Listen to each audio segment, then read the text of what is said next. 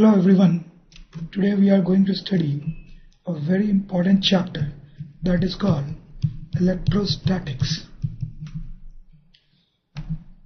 Electro can be associated to electron which carry charge, and statics means at rest. So in this chapter we study about charge when it is at rest.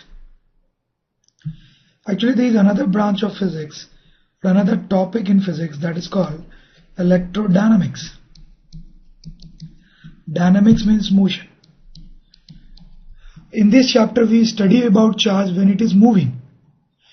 What happens that when charge is at rest it behaves in one particular way, and when it is in motion it behaves in a different way. So we study both these behaviors separately in these two chapters. Currently our focus will be to study electrostats. Before we start vigorous study of electrostats, we will see some simple points about charge. Some points about charge. You must be knowing many of these points as they are simple. The first point is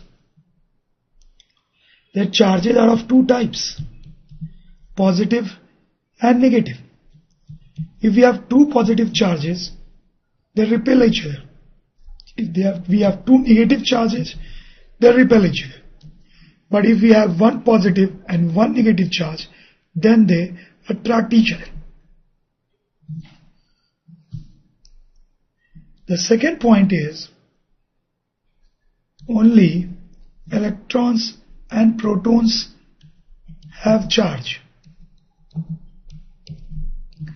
We know that electron has negative charge and proton has positive charge. We'll assume in our study that only these two particles can carry charge. Though there are some other particles which have been recently found to carry charge, but we will not be considering this in our study. And we already know that electron and proton both carry charge of magnitude 1.6 into 10 to the power minus 19 coulomb. The third point is that charge is conserved. Charge is conserved. We know that protons and electrons cannot be destroyed or created. So it will mean that a total number of protons and electrons in any system will always be constant. And so the charge also must be constant. Then charge is quantized. Let's see what it means. Say I have one proton. So it will have 1.6 into 10 to the power minus 19 coulomb. If I have two proton, it will have 3.2 into 10 to the power minus 19 coulomb. If I have three protons, it will have 4.8 into 10 to the power minus 19 coulomb.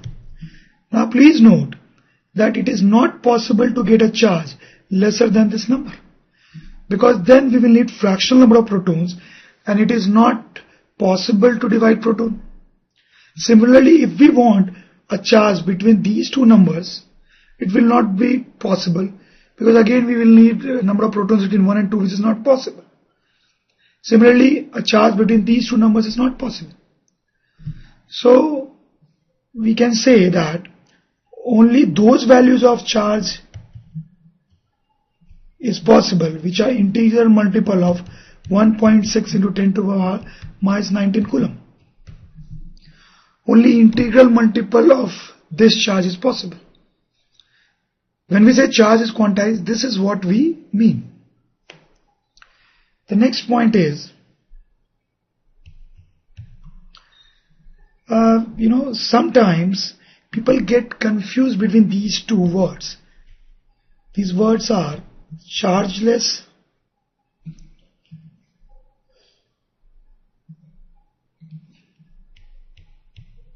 and neutral.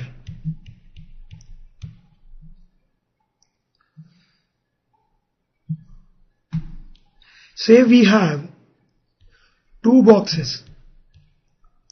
One has two neutrons, another has one negative electron and one positive proton. we can say this box is chargeless and this is neutral as well. We can say that this box is neutral, but this is actually not chargeless because fundamentally charges are there in this box, but they add up to 0, so we are saying it neutral. Now, having studied about charge, we will see charging of a body. तो in general हमारे पास जो object होते हैं, कोई भी हमारे पास अगर object है, फॉर एग्जांपल अ पेन, तो वो जो है वो न्यूट्रल होगा, ठीक है, वो चार्जलेस नहीं होगा, क्योंकि ये इसके अंदर बहुत सारे एटम्स होंगे और वो जो एटम हैं उनके अंदर इलेक्ट्रॉन्स और प्रोटॉन्स होंगे, तो चार्ज तो है बट वो टोटल चार्ज 0 होगा, इसलिए ये न्यूट्रल होगा. अब द पॉइंट इज, अगर मुझे इसको चार्ज करना है और मुझे इसको पॉजिटिवली चार्ज करना है या नेगेटिवली चार्ज करना है, तो हम इसको कैसे चार्ज करेंगे वही हम यहाँ पढ़ने वाले हैं. तो सबसे पहला पॉइंट जो हमें समझना चाहिए वो ये है कि अगर हमें इसको निगेटिवली चार्ज करना है तो क्या मुझे इसको प्रोटॉन्स देने पड़ेंगे? नो. तो उस टाइम में क्या करूंगा, इसे इलेक्ट्रॉन्स निकाल लूंगा. इलेक्ट्रॉन्स निकालने से नंबर ऑफ प्रोटॉन्स जो है वो नंबर ऑफ इलेक्ट्रॉन्स से ज्यादा हो जाएंगे, तो इस पे नेट चार्ज पॉजिटिव हो जाएगा. जनरली प्रोटॉन्स न्यूक्लियस के अंदर जो होते हैं उनको इनमोबाइल माना जाता है, तो इसलिए प्रोटॉन्स का ट्रांसफर इज ऑलमोस्ट इम्पॉसिबल. तो अगर हमें पॉजिटिवली चार्ज करना हो या निगेटिवली चार्ज करना हो, दोनों ही केस में जो एक्सचेंज होगा वो इलेक्ट्रॉन्स का होगा. निगेटिव चार्ज करने के लिए हम इलेक्ट्रॉन देंगे और पॉजिटिवली चार्ज करने के लिए हम इलेक्ट्रॉन निकालेंगे. So this is first important concept. Now अब ये इलेक्ट्रॉन हम कैसे देंगे और कैसे निकालेंगे, that is also not that simple. ऐसा तो है नहीं कि इलेक्ट्रॉन रखा हुआ है और हमने पेन के अंदर डाल दिया या पेन के अंदर से इलेक्ट्रॉन्स पकड़ पकड़ के निकाल दें. तो उसके लिए एक प्रॉपर मेथड होता है. we'll see what is that method, but before that we'll see what are conductors and what are insulators. ये शायद आपको पता भी हो, but still we'll see what is the basic difference between these two. उसके help से हम समझ पाएंगे कि उनको चार्ज कैसे किया जाता है. तो सपोज करो कि हमारे पास कोई भी ऑब्जेक्ट है, तो उसके अंदर बहुत सारे एटम्स होंगे. किसी भी एक एटम को पे हम कंसंट्रेट करें तो सेंटर में पॉजिटिव चार्ज होगा और उसके अराउंड इलेक्ट्रॉन्स, एक या बहुत ज्यादा इलेक्ट्रॉन्स ऑर्बिट्स में घूम रहे होंगे. और ये जो इलेक्ट्रॉन और प्रोटॉन होते हैं एटम में, उनके बीच में अट्रैक्शन फोर्स होता है. इस अट्रैक्शन फोर्स के कारण इलेक्ट्रॉन ऑर्बिट में ही घूमता रहता है. अब क्या होता है कि इसमें यहाँ पे जो कंडक्टर्स होते हैं, कंडक्टर्स में ये अट्रैक्शन फोर्स बहुत वीक होता है, जिसके कारण इलेक्ट्रॉन जो है वो फ्री होके आराम से घूम सकता है, वो ऑर्बिट से बाहर निकल जाता है. लेकिन जो इंसुलेटर है, इंसुलेटर में ये अट्रैक्शन फोर्स बहुत ज्यादा होता है, जिसके कारण ये इलेक्ट्रॉन बाहर नहीं निकल सकता है. तो हम ऐसा बोलते हैं कि कंडक्टर में जो इलेक्ट्रॉन है वो फ्री है और इंसुलेटर में जो इलेक्ट्रॉन है वो बाउंड है. ये जो डिफरेंस है कंडक्टर और इंसुलेटर में, ये उनके बीच का सबसे इंपॉर्टेंट डिफरेंस होता है, जिसके कारण उनके बीच में बाकी डिफरेंसेस भी आते हैं. अब इस डिफरेंस के कारण क्या होता है, इन दोनों को चार्ज करने का तरीका अलग हो जाता है. मतलब एक कंडक्टर ऑब्जेक्ट है तो उसको अलग तरीके से चार्ज करना पड़ता है, और एक इंसुलेटर ऑब्जेक्ट है तो उसको अलग तरीके से चार्ज करना पड़ता है. So that is what we are going to see. तो let's write down charging of conductors.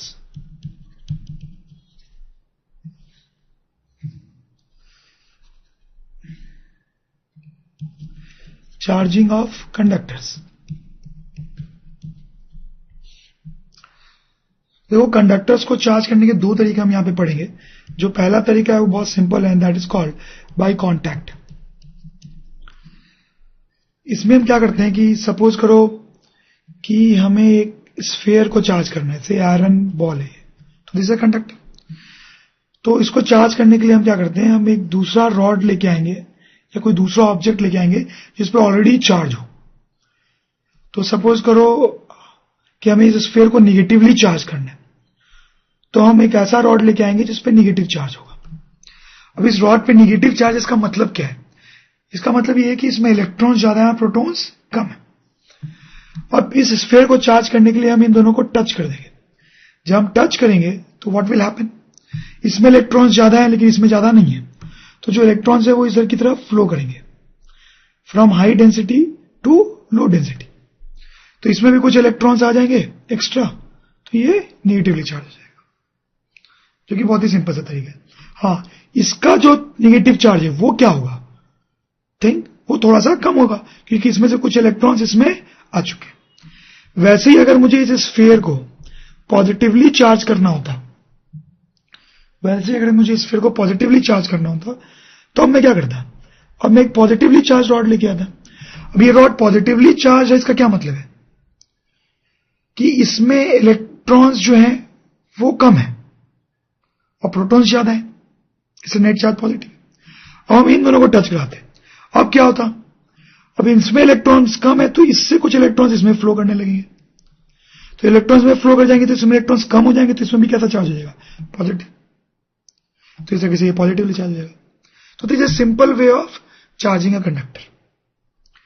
जो सेकंड तरीका है वो थोड़ा ज्यादा एडवांस्ड है, और उसको बोलते हैं by induction.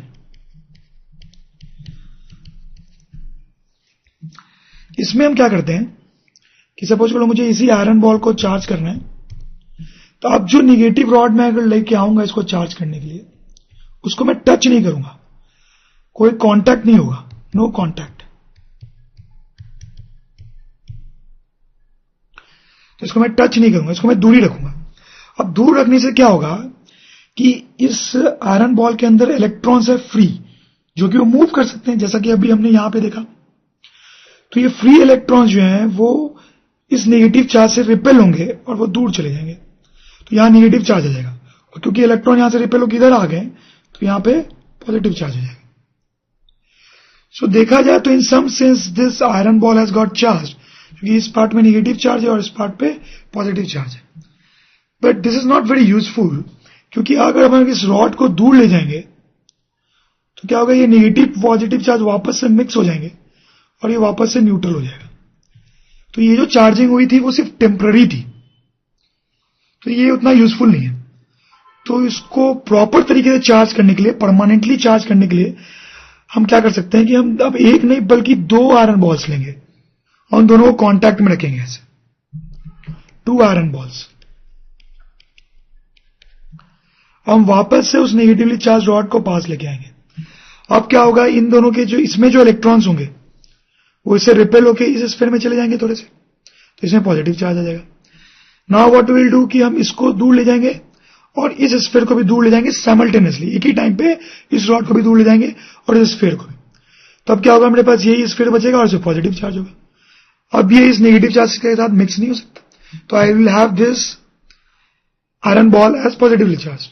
Eight the same time ये जो आयरन बॉल दूर ले जाया गया होगा उस पर नेगेटिव चार्ज आ जाएगा, तो मेरे पास एक पॉजिटिवली चार्ज आयरन बॉल हो गया और एक नेगेटिवली चार्ज आयरन बॉल हो गया। This is called charging by induction. इसमें हम कांटेक्ट, इन दोनों में डिफरेंस क्या है कि बाय कांटेक्ट वाले में हम जिस रॉड से चार्ज करते हैं उसको टच करते हैं, लेकिन इसमें हम उस रॉड को टच नहीं करते। सो that is the basic difference between these two methods. अब द पॉइंट इज कि are these methods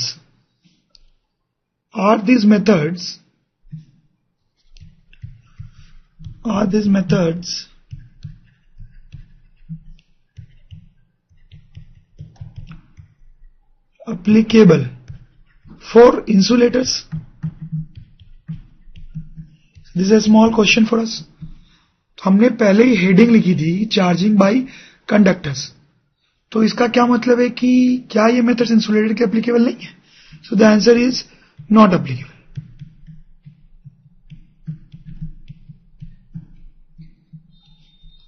तो भाई क्यों एप्लीकेबल नहीं है?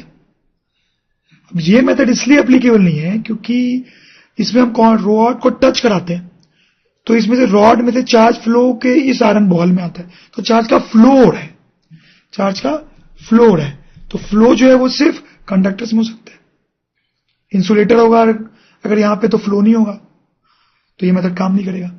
वैसे यहां पर भी अगर हम देखें तो क्या हो रहा है कि इस बॉल से इस बॉल तक इलेक्ट्रॉन्स का फ्लो हुआ है, तो अगर ये इंसुलेटर होते तो ये फ्लो जो है वो नहीं हो पाता, इसलिए ये मेथड भी जो है वो सिर्फ इंसुलेटर्स के लिए ही एप्लीकेबल है।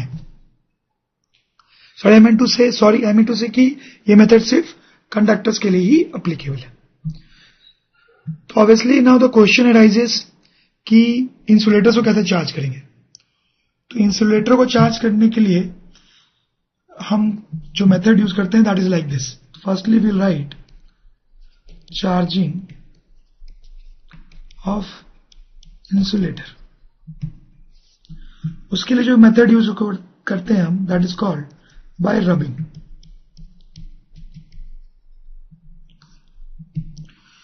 तो इसमें हम क्या करते हैं कि हम दो इंसुलेटर ऑब्जेक्ट्स लेते हैं, दो इंसुलेटर ऑब्जेक्ट्स लेते हैं, दोनों इंसुलेटर हैं। अब इन दोनों को आपस में हम रब करते हैं, यहां पे आपस में रब करेंगे। रब करने पे क्या होता है, इसके सरफेस पे जो इलेक्ट्रॉन्स हैं उनमें से कुछ इलेक्ट्रॉन जंप होकर इधर आ जाते हैं। इसके सरफेस के कुछ इलेक्ट्रॉन्स रब करने पे जंप होकर इधर आ जाते हैं, तो ये जो है वो निगेटिवली चार्ज हो गया क्योंकि इसमें इलेक्ट्रॉन बढ़ गए, और ये जो है वो पॉजिटिवली चार्ज हो गया। So this is a simple method by rubbing. अब इसमें ये सवाल पैदा उठता है कि इलेक्ट्रॉन इसमें से इसमें क्यों आया, इसमें से इसमें क्यों नहीं गया। तो there is something called electron affinity. तो इन दोनों में से किसी एक की इलेक्ट्रॉन एफिनिटी ज्यादा होगी। तो अगर इसकी इलेक्ट्रॉन एफिनिटी ज्यादा है तो इसका मतलब ये इलेक्ट्रॉन छीन लेगा और ये नेगेटिवली चार्ज हो जाएगा और ये पॉजिटिव। तो यहां पे एक छोटा सा क्वेश्चन है अपने लिए कि अगर हम दो ऑब्जेक्ट्स सेम मटेरियल के लिए, सेम मटेरियल, तो क्या इनको रब करने से ये दोनों चार्ज हो जाएंगे? नहीं होंगे। नो। वाई? क्योंकि ये दोनों सेम मटेरियल के हैं, तो इनकी इलेक्ट्रॉन एफिनिटी भी क्या होगी? Same electron affinity.